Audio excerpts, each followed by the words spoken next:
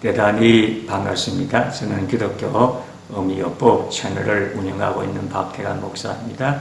그동안도 잘 지냈습니까? 오늘 시간에는 정신의 힘에 대해서 함께 생각을 해보려고 합니다. 요즘 정신신체병이란 말을 많이 사용합니다. 정신이 육체에 잘못된 영향을 미쳐 병을 일으켰다는 것입니다. 사실입니다. 주로 신경성 노이로제라는 말이 붙는 병은 여기에 해당합니다. 인간은 단순한 존재가 아닙니다. 영과 육신이 따로 노는 것이 아닙니다. 통합적 존재이고 함께 움직이는 것입니다. 그래서 전인, 홀맨이라는 말을 사용을 합니다. 이것을 이해하지 못하면 인간을 깊이 이해할 수도 없습니다. 치료할 수도 없는 것입니다. 빅토르 프랭클에 의하면 정신은 육체에 영향을 줍니다. 실제적인 영향을 끼칩니다. 이것은 어떤 논리에 의해서 되어지는 것이 아닙니다. 정신과 육체의 상호관계 속에서 이루어지는 것입니다. 정신과 육체는 정비례합니다. 그래서 정신이 약해지면 육체도 약해지는 것입니다. 육체가 약해지면 정신도 약해지는 것입니다. 이것은 우리가 일상생활 속에서 경험을 하는 바입니다. 그 반대도 마찬가지입니다. 그러므로 병든 육체를 회복시키려면 먼저 정신이 강해져야 하는 것입니다. 정신의 힘을 기르고 마음의 근육을 길러야 된다는 의미인 것입니다.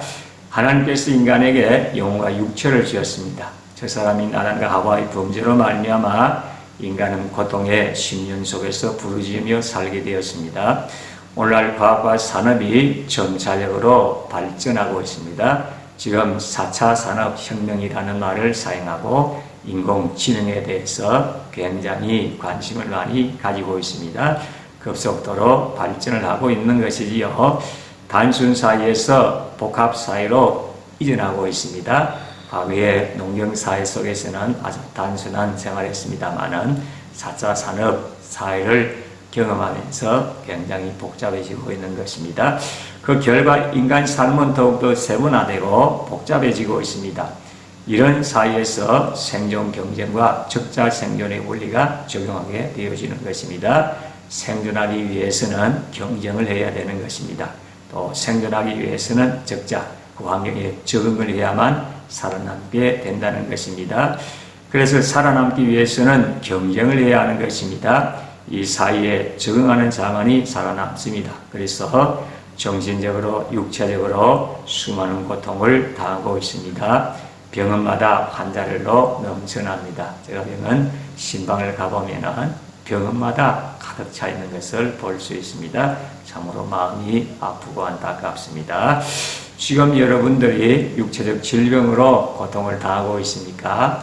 그렇다면 육체적 질병도 치료하고 치유를 해야 되지만은 정신의 힘, 마음의 근육을 기르는 이것도 중요한 것입니다. 그래서 하나님의 말씀을 기초하고 또 기도함으로 정신의 힘도 기르고 마음의 힘도 길러서 그 모든 것을 잘 극복하고 헤쳐나가고 하나님의 뜻을 이루고 하나님께 큰 영광을 돌리게 되시기를 진심으로 소원합니다. 끝까지 시청해 주셔서 대단히 감사합니다. 승리의 삶을 살게 되시기를 바랍니다. 감사합니다.